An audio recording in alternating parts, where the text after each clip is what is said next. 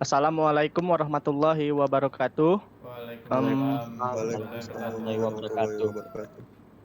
Kami dari kelompok 2 di sini akan menjelaskan atau mempresentasikan materi tentang variabel length subnet mask.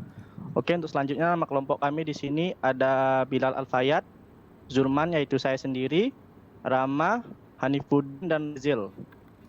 Oke, kita masuk langsung ke materinya. Untuk pertama-tama di sini kita akan membahas variabel length subnet mask itu sendiri. VLSM adalah pengembangan mekanisme subnetting, di mana dalam VLSM dilakukan peningkatan dari kelemahan subnetting klasik, yang mana dalam klasik subnetting, subnet zeros dan subnetons tidak biasa digunakan. Selain itu, dalam subnet klasik lokasi nomor IP tidak efisien. VLSM memperbaiki kekurangan metode konvensional subnetting. Lalu di sini VLSM adalah metode subnetting yang memberikan network address lebih dari satu subnet mask. Jika menggunakan classless interdomain routing atau CIDR, suatu network ID hanya memiliki satu subnet mask saja.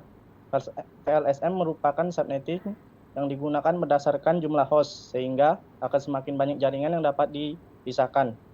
VLSM membagi network address bukan berdasarkan kelas, melainkan berdasarkan classless interdomain routing. Oke, untuk selanjutnya, sini ada protokol routing. Protokol routing adalah suatu aturan yang memerlukan informasi routing yang akan membentuk sebuah tabel routing, sehingga pengalaman pada paket data yang akan dikirim menjadi lebih jelas.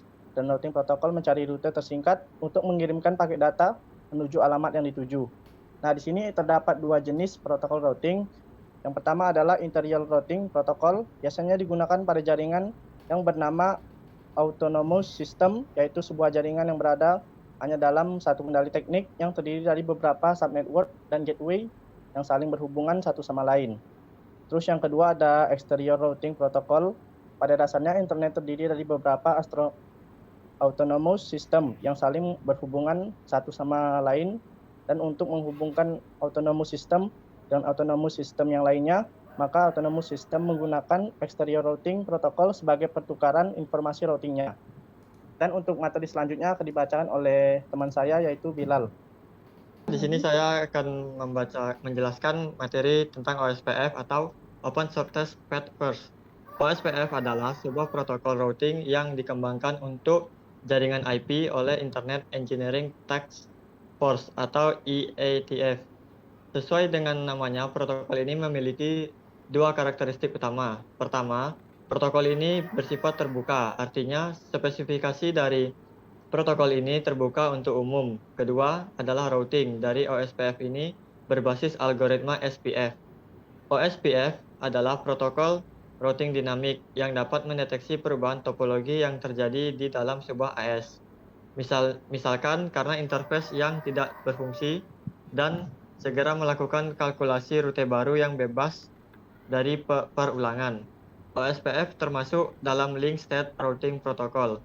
LSA atau Link State Advertisement adalah kumpulan informasi yang berisi tentang status link di setiap router. Oke, materi selanjutnya tentang ACL akan dibacakan oleh Hanif. Baiklah, di sini saya akan menjelaskan tentang ACL atau Access Control List. Access Control List atau ACL terdiri dari aturan-aturan dan kondisi yang menentukan trafik jaringan dan menentukan proses di router, apakah nantinya paket akan dilewatkan atau tidak. Access Control List atau ACL adalah daftar kondisi yang digunakan untuk mengetes trafik jaringan yang mencoba melewati interface router. Daftar ini memberi tahu router paket-paket mana yang akan diterima atau ditolak berdasarkan kondisi tertentu. Selanjutnya yaitu ACL adalah daftar device yang berisi MAC address yang diberi hak untuk mengakses sebuah jaringan. Daftar ini memberi tahu router paket-paket mana yang akan diterima atau ditolak. ACL membuat keputusan berdasarkan alamat asal, alamat tujuan, protokol, dan nomor port. ACL sangat membantu dalam pengontrolan lalu lintas dalam akses sebuah jaringan. Baiklah, selanjutnya akan dilanjutkan oleh teman saya yaitu Rama. Saya Rama Triandika melanjutkan di bagian Dynamic Control Protocol. Protokol routing dinamik adalah sebuah proses routing yang dilakukan oleh sebuah router dengan cara melakukan update tabel routingnya secara otomatis. Protokol routing dinamik mampu mengatur router-router sehingga dapat berkomunikasi satu dengan yang lain dan saling memberikan informasi routing yang dapat mengubah isi forwarding table tergantung keadaan jaringannya. Tujuan dynamic routing protokol sendiri adalah satu, penemuan jaringan atau network dengan jarak yang berjauhan. Dua, mempertahankan up-to-date informasi pada tabel routing. Tiga, mampu memilih jalur terbaik dalam proses pengiriman paket data di dalam jaringan.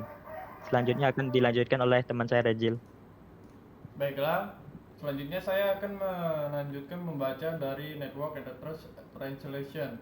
Network Address Translation atau NAT merupakan sebuah sistem untuk menggabungkan lebih dari satu komputer untuk dihubungkan ke dalam jaringan internet hanya dengan menggunakan sebuah alamat IP. Sehingga setiap komputer di dalam NAT ketika berselancar di internet akan terlihat memiliki IP yang sama jika dilacak. Jenis-jenis NAT, NAT statis, NAT dinamis, overloading NAT, dan overlapping NAT.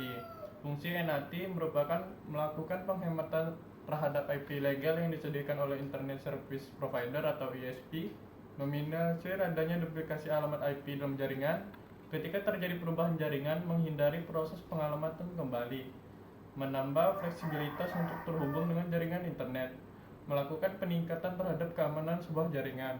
Nah, sekian presentasi dari kelompok 2 yang dimana kami membahas tentang variabel Subnetmask.